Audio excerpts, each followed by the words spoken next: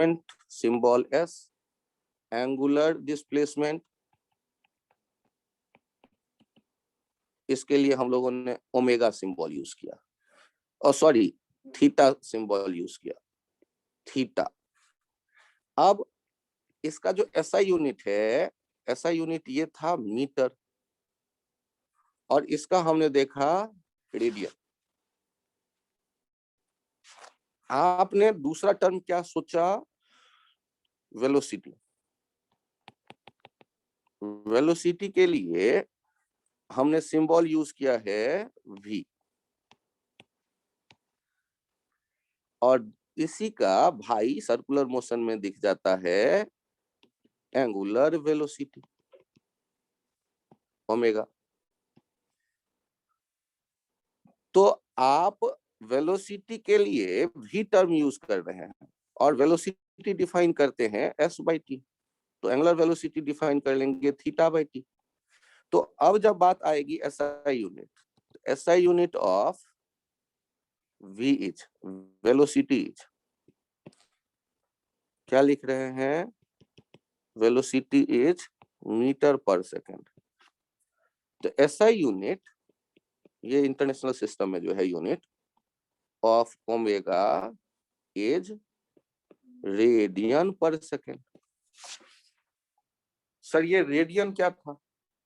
तो मैं एक बार और याद दिला दूं आपको कि हम लोगों ने एक डिफिनीशन देखा, नया डिफिनीशन है हमारे सामने, कि यदि कोई आर्क है किसी प्लेन में बना हुआ, तो वो जो सेंटर पे एंगल बना रहा होता है वो थीटा कैसे डिफाइन करते हैं हम लोग? आर्क कहते हैं सर्किल का एक टुकड़ा, और वो जो सेंटर पे सर्किल के एंगल बनाएगा वो थीटा। तो थीटा हम लोग तो देखना सीख रहे हैं 30 डिग्री 40 डिग्री, लेकिन एक नया डिफिनेशन दिया गया है आर्क बाय रेडियस। तो आर्क बाय रेडियस को समझने की कोशिश कर रहे थे, और इसका यूनिट का नाम दिया गया है रेडियन या आरएडी। और इसको चूंकि ये प्लेन में बन रहा है तो ये प्लेन एंगल कहा गया। तो दुनिया वालों ने जब ये थीटा को डिफाइन किया, तो आगे देखो हम लोग क्या जानते हैं? हम लोग जानते हैं 180 डिग्री जब ये सेमी सर्किल सेंटर पे देख रहे हैं एंगल बनाता है। यदि सेंटर पे सेमी सर्किल एंगल बनाता है और हम देख रहे हैं 180 डिग्री, यहाँ चेक करिए, सेमी सर्किल जो एंगल बना रहा होता है सेंटर पे वो हम देखते हैं 180 डिग्री।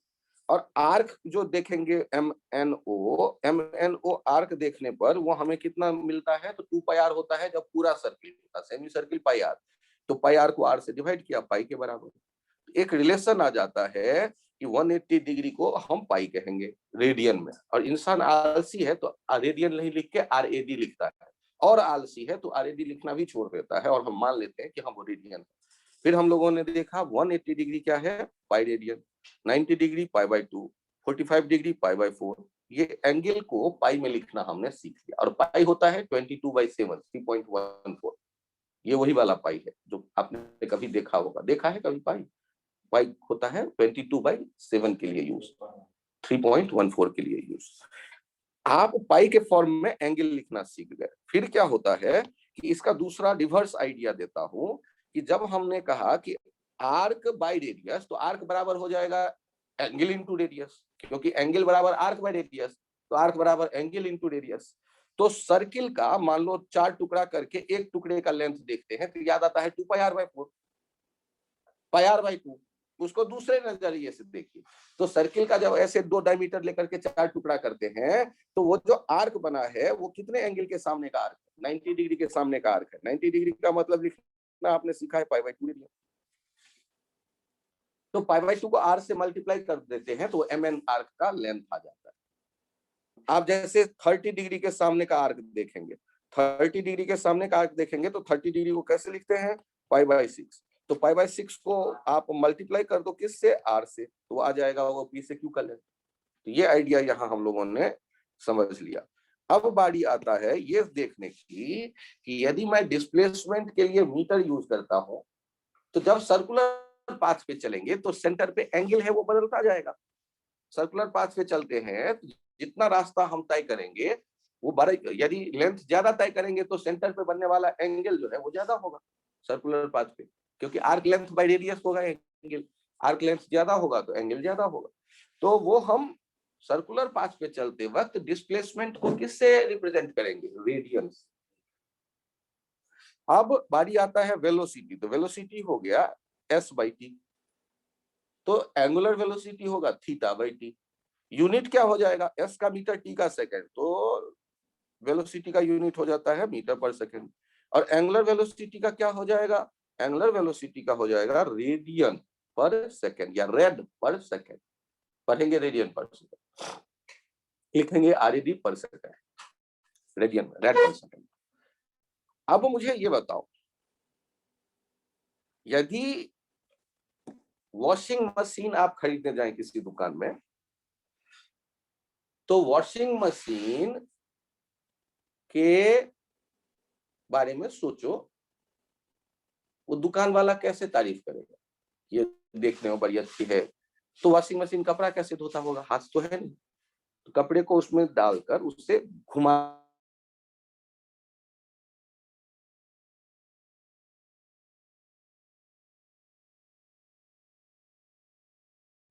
सर आवाज नहीं आ रही।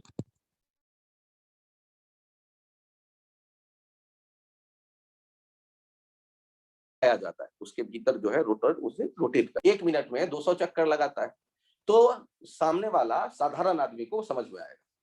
यदि वो दुकान में कोई वॉशिंग मशीन खरीदने के लिए आए और दो मशीनों का कंपैरिजन समझाए, ये मशीन बहुत अच्छा है, इसके घूमने की जो स्पीड है, इसके घुमाने की जो स्पीड है वो है 20 रेडियन पर सेकेंड, और इसकी जो स्पीड है ये है 30 रेडियन पर सेकेंड। क्या ये सामान्य पर्सन, सामान्य व्यक्ति को समझ में आएगा?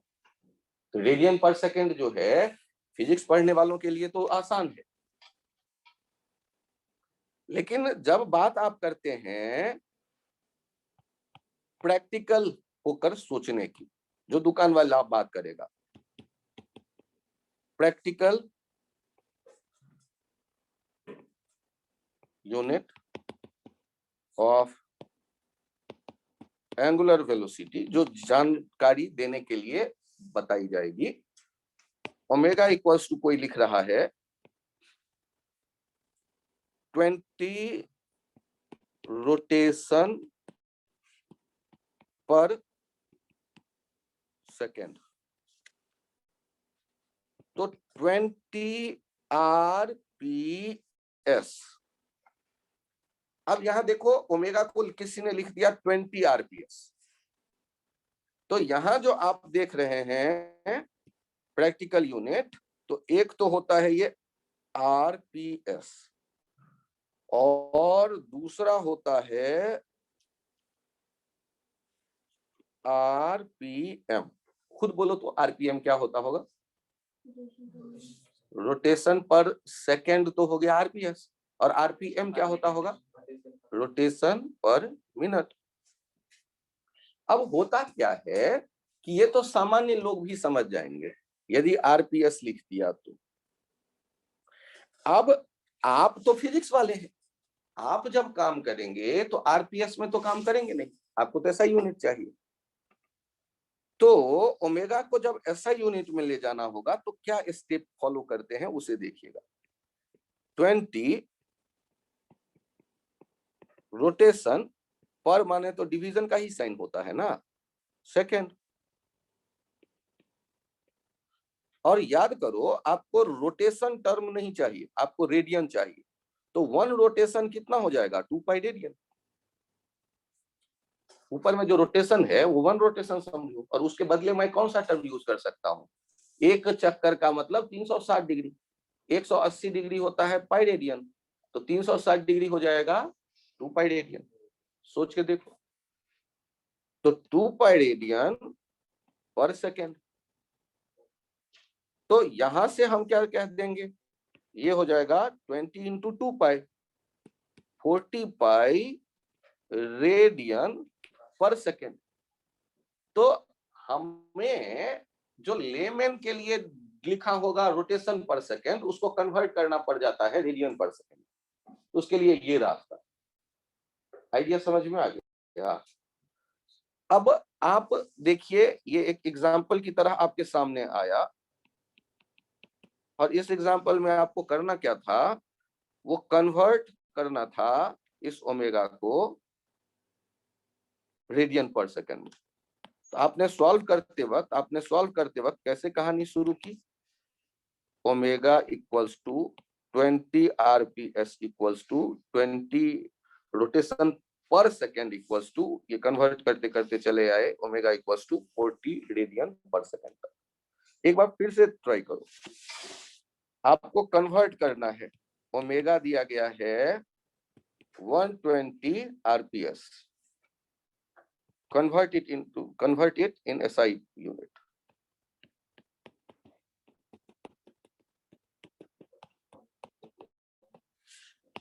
तो सॉल्व करते वक्त ओमेगा लिखा पहले आपने 120 आरपीएस जो दिया गया था, फिर लिखा 121 रोटेशन पर सेकेंड, और बदलना किसको है?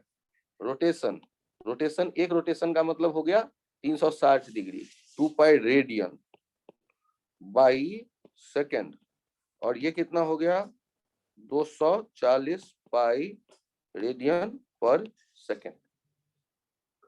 तो जनरली दुकान में जब हम परचेज करने जाएंगे वॉशिंग मशीन टाइप या कोई पंखा परचेज करने जाए तो उसकी भी तारीफ कैसे करेगा सेल्समैन?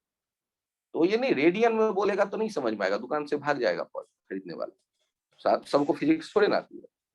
तो क्या होगा? वो रोटेशन बताएगा, ये पंखा है बहुत अच्छा है, 1 मिनट में 200 चक्कर लगाती है। तो लगेगा हाँ यार ये ठीक है। ये पंखा है, सस्ती है, ये 1 मिनट में 5 चक्कर लगाएगी, तो अगर इससे अच्छा तो हाथ से भोंक लूंगा। मतलब चक्कर समझ में आता है, लेकिन रेडियन समझ में सबके नहीं आता। तो आप फिजिक्स की बात जब करेंगे तो रेडियन पर सेकेंड में। यहां देखना एक पॉइंट और, यदि हम दूसरे एग्जाम्पल की बात करें, ओमेगा इक्वल्स टू है 240 रोटेशन पर मिनट, और आपसे कहा गया convert it in SI unit. अब एसआई यूनिट में यदि इसको हम कन्वर्ट करना चाहते हैं तो सॉल्व करते वक्त ओमेगा का वैल्यू क्या दिख जाएगा हमें? तो ओमेगा का वैल्यू दिख जाएगा 25 रोटेशन अपॉन मिनट। 240 रोटेशन के लिए तो हो गया 2 पाई रेडियन, और मिनट के लिए 1 मिनट को क्या लिख देते हो? 60 सेकेंड। ये याद है? यदि याद है तो यहाँ चेक कर लो, ये हो जाएगा 230, ये 0 गया, 24 8 पाई रेडियन पर सेकेंड। तो आरपीएम हो या आरपीएस हो, आप ऐसे काम कर सकते हैं।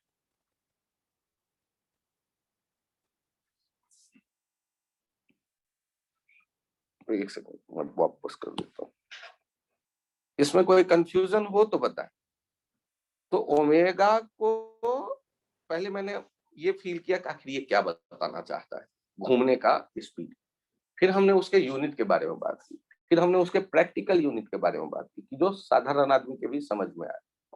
रोटेशन पर मिनट या रोटेशन पर सेकेंड एक ऐसा आइडिया है जो समझ में आता है। आप कन्वर्ट करिए, convert 120 RPM into RPS. 120 RPM को आरपीएस में कन्वर्ट करना है। तो omega equals to 120 RPM and then radian per second. तो देखिए 120 आरपीएम है, तो पहला स्टेप, पहला काम करके देखते हैं। अभी 1 आरपीएम को हम यदि लिखें तो 120 रोटेशन पर मिनट हो गया। 120 रोटेशन पर 60 सेकेंड इसे लिख सकते हैं 1 मिनट को। ये 0 कैंसिल आउट हो जाएगा, 6 2 जा 12, 2 रोटेशन पर सेकेंड। अब यहां देखिए, इसको शॉर्ट में लिखना चाहें तो यही हो जाएगा 2 RPS। तो 120 रोटेशन पर मिनट जो है वो क्या हो गया, 2 रोटेशन पर सेकेंड। अब यदि कोई मुझसे कहता है दूसरा पार्ट, ओमेगा जो है 2 RPS, उसको रेडियन पर सेकेंड में ले जाओ, तो 2 रोटेशन पर सेकेंड को लिख देंगे 2 पाई रेडियन पर सेकेंड। ये हो गया 4 पाई रेडियन पर सेकेंड। यदि इसमें कोई कंफ्यूजन हो तो बताएं।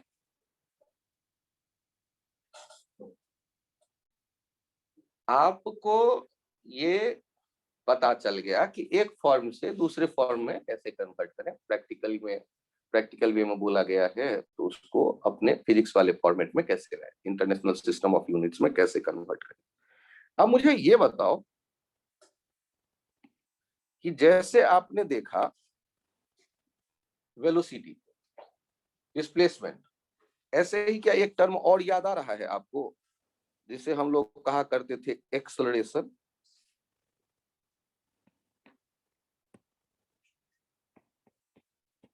एक्सेलरेशन ये इक्वल्स टू क्या लिखते थे, v/t, और यूनिट क्या होता था, मीटर पर सेकेंड बाई सेकेंड, मीटर पर सेकेंड स्क्वायर। ये भी याद आ गया। अब बताइए क्या ये कब होता था एक्सेलरेशन, जब वेलोसिटी बदलती थी। आप स्कूटी चलाते हुए यदि एक्सेलरेट करते हैं या कार चलाते हुए एक्सेलरेटर को दबाते हैं, स्पीड जब बदल रही होती है तो एक्सेलरेशन। तो क्या केवल स्ट्रेट लाइन मोशन में एक्सेलरेशन होगा या घूमते वक्त भी एक्सेलरेशन हो सकता है? तो घूमते वक्त जो सर्कुलर मोशन से रिलेटेड हम एक एक्सप्रेशन का टर्म एसोसिएट कर रहे हैं, इनके लिए टर्म मैं लिख रहा हूं, ध्यान दीजिएगा, एंगुलर एक्सेलरेशन। Angular acceleration. अच्छा, एंगुलर एक्सेलरेशन के लिए सिंबल क्या ले, तो ध्यान से देखिएगा। जब हम स्ट्रेट लाइन पर चलते देख रहे हैं पार्टिकल को, तो उस मोशन से रिलेटेड हमने लिया है symbol S, V, A, Roman alphabet. लेकिन ये ग्रीक अल्फाबेट में चल रहा है कहानी। तो एंगुलर एक्सेलरेशन के लिए सिंबल यूज करते हैं अल्फा, और अल्फा बराबर क्या लिखेंगे, तो ओमेगा बाई टी। अल्फा बराबर, अब मुझे बताइए, यदि आपने अल्फा बराबर लिख लिया ओमेगा बाई टी, तो इसका यूनिट क्या होना चाहिए, रेडियन पर सेकेंड स्क्वायर। पर सेकेंड तो होगा ओमेगा के लिए, अपॉन सेकेंड। तो 2 बार सेकेंड आने से हम क्या कहेंगे, रेडियन पर सेकेंड स्क्वायर। जैसे मीटर पर सेकेंड स्क्वायर था ना, क्या कहेंगे, रेडियन पर सेकेंड स्क्वायर, जैसे मीटर पर सेकेंड स्क्वायर था। एक्सेलरेशन क्या था, v/t, और मीटर पर सेकेंड स्क्वायर। याद करो था या नहीं था। यदि एक्सेलरेशन था v/t मीटर पर सेकेंड स्क्वायर, तो एंगुलर एक्सेलरेशन कितना हो गया, radian per second square, omega by T. Unit feel करो पहले, ओमेगा का यूनिट होगा radian per second, radian by second, और उसको फिर से डिवाइड किया एक टाइम से, सेकेंड से, तो रेडियन बाई सेकेंड, तो second into second, second square हो जाएगा, रेडियन पर सेकेंड स्क्वायर। घर में सीलिंग फैन को आप ऑन करते हो, तो सीलिंग फैन के घूमने का स्पीड फील करो, बोलो मत कुछ, फील करो। क्या उसकी स्पीड एक जैसी है या बदल रही है, बढ़ रही है, स्विच ऑन करने के तुरंत बाद बढ़ रही है, और कुछ देर बाद बढ़ना बंद, अब तो वो चल रही होगी एक खास स्पीड से, फील करो। पंखे का स्विच ऑन करते हो तो शुरू में स्पीड बढ़ता है और उसके बाद एक फिक्स स्पीड से वो घूम रहा होता है, फील करो, आराम से स्विच ऑन करो, धीरे से जाके फील करो उसे। और जब स्विच ऑफ करते हो तब क्या होता है, अचानक से रुक जाती है फैन, क्या होता है, धीरे धीरे स्पीड कम होते जाता है, ओमेगा कम होते जाता है। ओमेगा जब बढ़ता देखोगे तब एक्सेलरेटेड मोशन सर्कुलर, और ओमेगा जब घटता देखोगे तो रिटार्डेड मोशन सर्कुलर, और यदि ओमेगा कांस्टेंट है तो यूनिफॉर्म सर्कुलर मोशन। क्या ये आइडिया समझ में आया? तो जब स्विच ऑन करते हो तो पंखे का मोशन है एक्सेलरेटेड सर्कुलर मोशन, और यदि स्विच ऑफ करते हो उस टाइम पे रिटार्डेड सर्कुलर, और बीच में कांस्टेंट ओमेगा है, ओमेगा कांस्टेंट वहां कहते हैं यूनिफॉर्म सर्कुलर मोशन। तो यूनिफॉर्म सर्कुलर मोशन में खास स्पीड से आप सर्कुलर पाथ पे चक्कर लगा रहे होंगे तो uniform circular motion. Speed fix होगा तो क्या कहलाएगा? Uniform circular motion. तो यहाँ एक अल्फा भी आपको दिखने लगा। तो जब आप थोड़ा और बेहतर सोचना शुरू करेंगे तो आपके पास कुछ रिलेशन ऐसे थे जो आपको बड़े पसंद थे, मैं बता दूं आपको। उनमें एक रिलेशन था v equals to u plus AT, दूसरा रिलेशन था s equals to ut plus half AT square, तीसरा रिलेशन था हाँ v square equals to u square plus 2as, ऐसा कुछ। अब देखिए ये कब यूज करते थे? जब a क्या होता था? Constant, when a constant. तो उसी तरह आपके सामने आएगा बिना ज्यादा अक्ल लगाए, व्हेन अल्फा कांस्टेंट, आप यूज कर लोगे ओमेगा इक्वल्स टू यू भी के बदले ओमेगा ही 2 बार होगा, ओमेगा नॉट प्लस ए के बदले अल्फा, टाइम तो घड़ी का एक ही रहे, थीटा एस के बदले थीटा, ओमेगा को ओमेगा नॉट को इनिशियल वेलोसिटी कह देते हैं, omega naught T plus half alpha T square, और omega square equals to omega naught square plus twice alpha theta.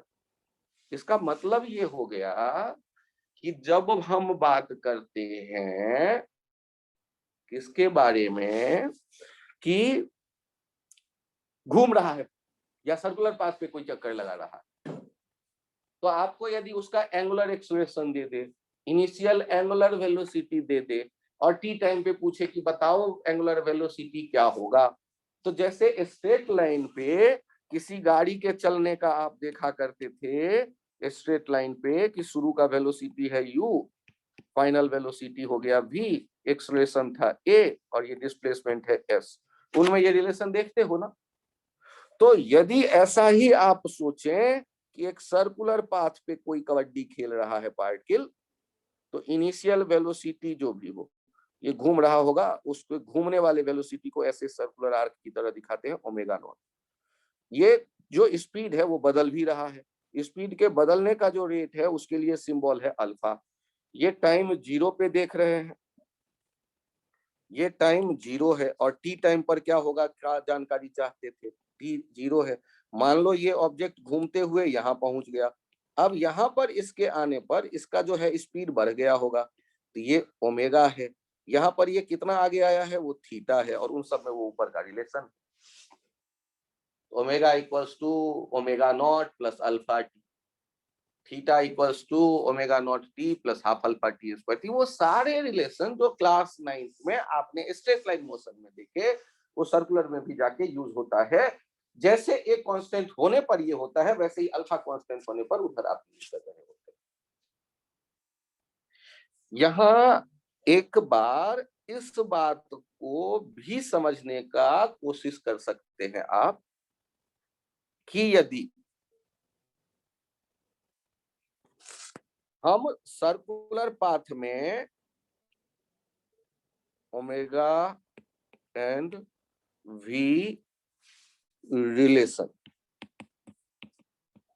यदि कोई आदमी सर्कुलर पाथ पे चक्कर लगा रहा है, भाग दौड़ कर रहा है, कोई पार्टिकल चल रहा हो, तो ये है उसके चक्कर लगाने वाला स्पीड, और यदि ये चक्कर लगाएगा तो इसके घूमने वाला एक स्पीड भी होगा ओमेगा। और हम चाहते हैं कि आज ये पता करें कि इनके आपस में कोई रिलेशन है या नहीं। अच्छा सोचो, यदि भागने का स्पीड तुम बढ़ा दो सर्कुलर पाथ पे, वही सर्कुलर पाथ है, फिक्स है, रेडियस फिक्स है, तो तुम यदि तेजी से भागोगे तो एंगल तेजी से बदलेगा या नहीं बदलेगा? तो ओमेगा भी ज्यादा होना चाहिए या नहीं ज्यादा होना चाहिए? तो ये तो अकल में आ रहा है कि यदि हम v को ज्यादा कर लें तो ओमेगा भी ज्यादा होगा। Good morning. यदि v को ज्यादा कर लें तो ओमेगा भी ज्यादा होगा। ये तो लग रहा है ना आपको। अब देखिए, मान लेते हैं कि ये यहां से यहां चला आया, तो इसका जो डिस्प्लेसमेंट है उसे फील करो, ये छोटा सा डिस्प्लेसमेंट, ये क्या आर्क कहलाएगा? आर्क के जैसा दिख रहा है ना, छोटा सा डिस्प्लेसमेंट, बहुत छोटा सा, और यहां पर एंगल बहुत छोटा सा, उसे थीटा कह लो। तो थीटा बराबर हम क्या लिखते हैं? आर्क बाय रेडियस, या आर्क बराबर क्या लिखते हैं? Radius into theta. आर्क यहाँ किसके बराबर है? एस के बराबर है, आर इंटू थीटा, दोनों तरफ टी से डिवाइड कर दो, S by T equals to R into theta by T. अब बताओ एस बाई टी के बदले मैं क्या लिख दूं? वी, और थीटा बाई टी के बदले क्या लिख दूं? ओमेगा। तो हमारे पास क्या रिलेशन एक आ गया? v equals to R omega. मतलब जब हम बात करेंगे किसी सर्कुलर पाथ पे किसी पार्टिकल के घूमने की, तो उसके पास एक तो वो जो पार्टिकल है उसका एक लीनियर स्पीड दिखेगा और एक एंगुलर वेलोसिटी भी दिखेगा, और उनमें रिलेशन हम देखना चाहते हैं। तो यदि हमसे कहा जाए v ओमेगा क्या, v क्या होगा, तो v इक्वल्स टू होगा ओमेगा आर, या हम से कहा जाए ओमेगा क्या होगा, तो लिखेंगे v बाई आर, चाहे ये कोई भी रिलेशन। और यदि भूल जाओ तो याद करना, arc equals to arc by radius equals to theta, ये s by r equals to theta, t से दोनों तरफ डिवाइड कर सकते हो, 1 by r, s by T equals to theta by t, 1 by r, ये v by 1 by r into v equals to omega. आप ऐसे भी देख सकते हो 1 by r into v equals to omega, या v equals to omega. Sir आप क्या बताना चाहते हैं? तो मैं ये बताना चाहता हूं कि आप जब सर्कुलर पाथ पे घूमेंगे तो घूमते वक्त एक स्पीड भी तो है, लेकिन वो चक्कर से जब आप उसको रिलेट करते हैं तो एंगल की बात करते हैं। आप यहाँ v और ओमेगा का रिलेशन देख रहे हैं, वो जो घूमने वाला स्पीड है और ओमेगा। घूमने वाला स्पीड यदि कांस्टेंट हो तो ओमेगा भी कांस्टेंट रहेगा, घूमने वाला स्पीड बढ़ाएंगे तो ओमेगा बढ़ेगा, घूमने वाला स्पीड घटाएंगे तो ओमेगा घटेगा। और इसी को दोनों तरफ टी से फिर डिवाइड कर देंगे तो इसका जो इधर जाने वाला एक्सेलरेशन है और इसके घूमने के टाइम पे जो एक्सेलरेशन होगा, इनमें भी एक रिलेशन आ जाएगा। देखो हमने क्या देखा, v इक्वल्स टू देखा आर ओमेगा, यदि दोनों तरफ टी से मैं भाग दे दूं तो यहां से a इक्वल्स टू हो जाएगा आर अल्फा। एक रिलेशन ये भी दिखता है, लेकिन ये सारे इंफॉर्मेशन चले जाते हैं 11th में। आपको केवल ओमेगा केवल लिखना भी आप सीख गए तो काम खत्म। ओमेगा के बाद अब ये रिलेशन सारे जो है एनसीईआरटी ने 9th में केवल ओमेगा का एक बार इंफॉर्मेशन देके छोड़ दिया है। कॉम्पिटिटिव एग्जाम में ओमेगा का रेडियन और ये आरपीएस वाला रिलेशन काम में आ जाता है, और आपने उससे थोड़ा और डिटेल देख लिया। अब यहाँ पर आपसे तुरंत ये 11th के एग्जाम में भी पूछ दिया जाता है कि बताओ कि ओमेगा एक सर्कुलर पाथ है और इस पे घूम रहा है एक पार्टिकल 18 मीटर पर सेकेंड से, और रेडियस है 6 मीटर का। बताओ ये यदि ऐसे चक्कर लगा रहा है तो ओमेगा का वैल्यू क्या होगा? तो आपके पास क्या रिलेशन आया है सॉल्व करते वक्त? याद करो तो क्या है रिलेशन आपके पास? तो v इक्वल्स टू क्या है? ओमेगा आर, या ओमेगा इक्वल्स टू क्या है? v बाई आर, और v का वैल्यू कितना है? 18, r का है 63, और ऐसा यूनिट लिख दो रेडियन पर सेकेंड। कितना हो गया? 3 रेडियन पर सेकेंड। ये 11th वाले बच्चों से भी आप पूछोगे तो ये उनका क्लास का क्वेश्चन हो गया, v और ओमेगा जो है इनके आपस का क्या रिलेशन होगा। लेकिन एक पॉइंट और है कि जो एनसीईआरटी ने चर्चा करके छोड़ दिया है। और वो लास्ट पॉइंट क्या कह रहा है कि यदि आप कहते हो कि v कांस्टेंट है, v इसके बारे में कहा गया स्पीड कांस्टेंट, लेकिन यदि वेलोसिटी की हम बात करते हैं तो वेलोसिटी में डायरेक्शन होता है। तो यदि ये चक्कर लगाएगा तो डायरेक्शन तो बदलेगा। तो डायरेक्शन कब बदलता है? मान लो आप देखते हैं एक खिलौने वाले कार को स्ट्रेट रास्ते पे जाते, उसका डायरेक्शन बदलना चाहते हो तो उसके परपेंडिकुलर हिट कर दो हल्का सा, तो डायरेक्शन बदल लेगी, नई डायरेक्शन में जाने लगेगी कार।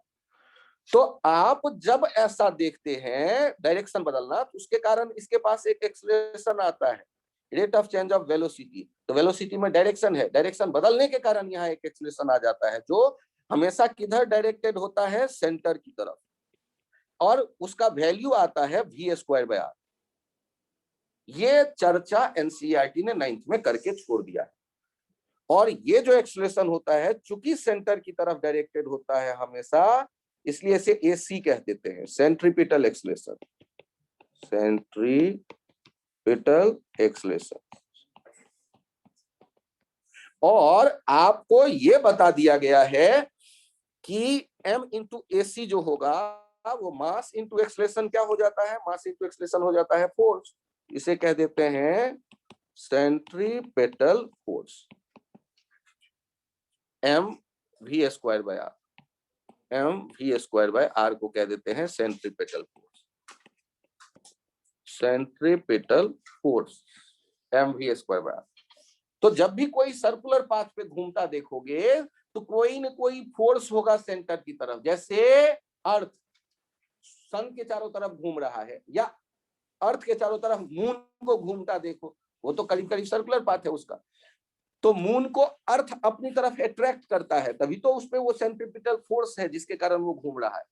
यदि घूम रहा हो, सोचो धागे से बांधकर पार्टिकल को घुमाते हो, तो धागा यदि नहीं रहेगा तो क्या घूम पाएगा वो सर्कुलर पाथ पे? तो धागा हमेशा किधर फोर्स लगा रहा है? वेलोसिटी के परपेंडिकुलर, सेंटर की तरफ। कैंची से धागे को काट दो, देखो भाग जाएगा सीधे पार्टिकल। तो ये जो सेंटर की तरफ आप फोर्स देख रहे हैं ना, उसके लिए एक नाम दे दिया सेंट्रीपिटल फोर्स, और वैल्यू हमेशा आएगा mv²/r। और v बराबर, चूंकि ओमेगा आर आप जानते हैं, v बराबर ओमेगा आर, तो v के बदले आप ओमेगा आर रख दोगे तो यही एसी कितना निकल के चला आता है? ओमेगा²r²/r, एक r कैंसिल आउट हो गया, तो एसी ये भी लिख सकते हैं आप, ओमेगा²r। और सेंट्रीपिटल फोर्स ये भी लिख सकते हैं आप, जैसे लिखते हैं ना mv²/r, वैसे ही लिख सकते हैं m⍵²r। क्यों? क्योंकि यहाँ जो v देखते हैं और यहाँ जो ओमेगा देखते हैं उनमें आपस में रिलेशन है। तो चाहे वो v के फॉर्मेट में लिख लो, चाहे ओमेगा के फॉर्मेट में लिख लो।